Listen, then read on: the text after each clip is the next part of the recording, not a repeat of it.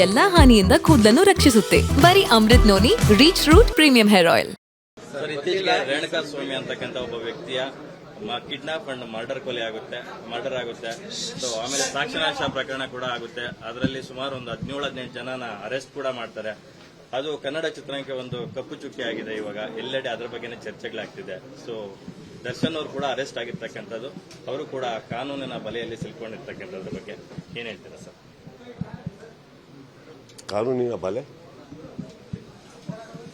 ಅಂದ್ರೆ ಸಹಜವಾಗಿ ಪ್ರತಿ ಸಂದರ್ಭಕ್ಕೂ ಒಂದು ಆತ್ಮೀಯತೆಯಿಂದ ಸ್ಪಂದಿಸ್ತಾ ಇದ್ರಿ, ಪ್ರತಿ ವಿಚಾರ ಇದ್ದಾಗ ಅಲ್ಲ ಸ್ಪಂದಿಸೋಣ. ಕಾನೂನಿನ ಬಲೆ ಅನ್ನೋದು ಅರ್ಥ ಆಗಲಿಲ್ಲ. ಕಾನೂನಿನ ಬಲೆ ಅನ್ನೋದೇನಿದೆ, ಕಾನೂನು ಅನ್ನೋದು ಕೇಳಿದ್ದೀನಿ, ಕಾನೂನಿನ ಬಲೆ ನನಗೆ ಅರ್ಥ ಆಗಲಿಲ್ಲ. ಅದಕ್ಕೆ ಸ್ಪಷ್ಟತೆ ಕೇಳಿದೆ. ಪೊಲೀಸ್ ಕಸ್ಟಡಿಯಲ್ಲಿ ಇದ್ದಾರಲ್ಲ, ಅದು ಬೆಲೆ ಇಲ್ಲ ಅಲ್ಲಮ್ಮ. ಇಲ್ಲ, ಕಾನೂನು ಬಗ್ಗೆ ನಾವು ಮಾತಾಡ್ಬೇಕಾದ್ರೆ ನಾನು ಈ ವಿಚಾರ ತಗೊಂಡು ಹೇಳ್ತಾ ಇಲ್ಲ. ಯಾವತ್ತೂ ಇವಾಗ ನಾವು ಮಾಧ್ಯಮ ಅಂತ ಹೇಳ್ಬೋದು, ಮಾಧ್ಯಮದ ಬಲೆ ಅಂದ್ರೆ ತಪ್ಪಾಗಲ್ವಾ? ಹಾಗೆ ಕಾನೂನು ಅಂತ ಹೇಳ್ಬೋದು, ಕಾನೂನಿನ ಬಲೆ ಅಂದ್ರೆ ತಪ್ಪಾಗುತ್ತೆ ಅಂದ್ರೆ ಅಷ್ಟೇ. ನಂದೇನು ಬೇರೇನಿಲ್ಲಪ್ಪ, ಇನ್ನೇನಿಲ್ಲ. ನನಗೆ ಗೊತ್ತಿರೋದು ಇಷ್ಟನೇ, ನೀವೇನು ತೋರಿಸ್ತಾ ಇದ್ದೀರೋ ನಮಗೆ, ನಾವು ಅದರಿಂದನೇ ನಾವು ನೋಡ್ತಾ ಇದ್ದೀವಿ, ತಿಳ್ಕೊತಾ ಇದ್ದೀವಿ, ವಿಚಾರಗಳನ್ನ ತಿಳ್ಕೊತಾ ಇದ್ದೀವಿ. ಇದರಲ್ಲಿ ಅರ್ಥ ಆಗ್ತಾ ಇರೋದು ಒಂದೇನಂತಂದ್ರೆ, ಮಾಧ್ಯಮ ಆಗಲಿ ಪೊಲೀಸ್ ಸಿಬ್ಬಂದಿಗಳಾಗಲಿ ಬಹಳ ಬಹಳ ಒಂದು ನಿಮ್ಮ ಪ್ರಯತ್ನಗಳನ್ನು ಹಾಕಿ ಸತ್ಯಾಂಶಗಳು ಹೊರಗೆ ಬರಬೇಕು ಅನ್ನೋ ವಿಚಾರದಕ್ಕೆ ನೀವು ತುಂಬಾ ಗೌರವಿಸಬೇಕಾದಂಥದ್ದೇನೆಂದ್ರೆ ತುಂಬಾ ಕೆಲಸ ಮಾಡ್ತಾ ಇದ್ದೀವಿ ಎಲ್ಲರೂ. ಅದನ್ನ ಎರಡನೇ ಮಾತೇ ಇಲ್ಲ.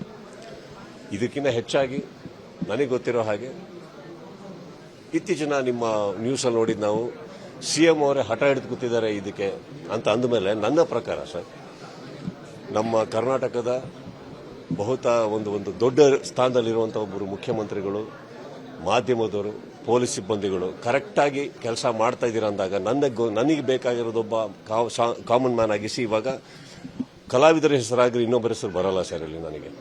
ನನಗೆ ಬರೋದೇನಂತಂದ್ರೆ, ನಾವು ಅವ್ರ ಪರ ಇವ್ರ ಪರ ಅಂತ ಮಾತಾಡೋದು ತಪ್ಪಾಗುತ್ತೆ, ವಿರುದ್ಧವಾಗಿ ಮಾತಾಡೋದು ತಪ್ಪಾಗುತ್ತೆ.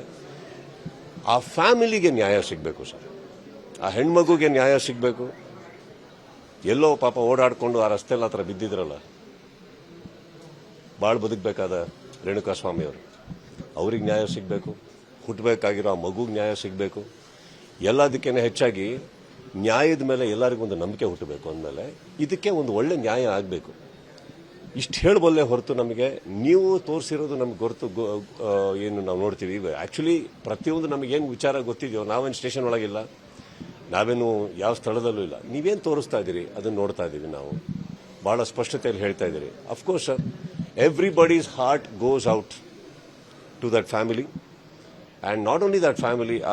ಏನೋ ಸರ್, ಅದೇನೋ ಸರಿ ಕಾಣಿಸ್ತಾ ಇಲ್ಲ ದ ಹೋಲ್ ಅಟ್ಮಾಸ್ಫಿಯರ್. ಆ್ಯಂಡ್ ಇದಕ್ಕಿಂತ ಹೆಚ್ಚಾಗಿ ಚಿತ್ರರಂಗಕ್ಕೆ ಒಂದು ನ್ಯಾಯ ಸಿಗಬೇಕಾಗಿದೆ ಸರ್ ಇವತ್ತು. ಕಾರಣ ಏನಂತಂದ್ರೆ, ಇದು ಯಾವುದೋ ಚಿಕ್ಕ ವಿಚಾರ, ಯಾವ್ಯಾವುದೋ ವಿಚಾರಗಳು ನಡೀತಾ ಇರೋದೇನಿದೆ, ಚಿಕ್ಕ ವಿಚಾರಗಳು ನಾನು ಹೇಳ್ತಾ ಇರೋದು ಹಿಂದೆಯಿಂದ ತಗೊಂಡ್ರು ಪ್ರತಿ ಟೈಮಲ್ಲೂ ಚಿತ್ರರಂಗದ ಮೇಲೆ ಏನಾದ್ರು ಒಂದು ಬರ್ತಾ ಇರುತ್ತೆ.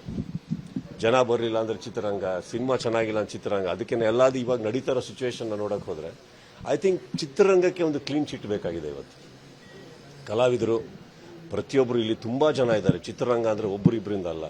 ಏನಾಗಿದೆ, ಇದು ಎಲ್ಲದಕ್ಕೂ ಒಂದು ತೀರ್ಮಾನ ಸಿಕ್ಕಿ ಕರೆಕ್ಟ್ ಆಗಿರೋ, ಯಾರು ಆರೋಪಿಗಳು ಅಂತ ಅನ್ಕೊಂತಾರೋ, ಕರೆಕ್ಟಾಗಿ ಯಾವ್ದು ಜಡ್ಜ್ ತೀರ್ಮಾನ ಮಾಡ್ತಾರೋ, ಅದೆಲ್ಲ ಸೇರಿ ಒಂದು ನ್ಯಾಯ ಸಿಕ್ಕಿದಾಗ ಎಲ್ಲದಕ್ಕಿಂತ ಹೆಚ್ಚಾಗಿ ಚಿತ್ರರಂಗನೂ ಅಷ್ಟೇ ಖುಷಿ ಪಡುತ್ತೆ ಸರ್. ಯಾಕಂದ್ರೆ ಆ ಫ್ಯಾಮಿಲಿಗಾಗ್ಲಿ ಎಲ್ಲರಿಗೂ ಒಂದು ನ್ಯಾಯ ಸಿಗಬೇಕು. ನನ್ನ ಜೀವನದಲ್ಲಿ ನಾನು ಮಾತ್ರವಲ್ಲ, ನನ್ನ ಕೂದಲು ಕೂಡ ಆಗಿರ್ಬೇಕು ಸ್ಟ್ರಾಂಗ್ ಅಂಡ್ ಸ್ಟೈಲಿಶ್. ಬರೀ Amrit noni reach root premium hair oil ನೊಂದಿಗೆ. Reach root premium hair oil.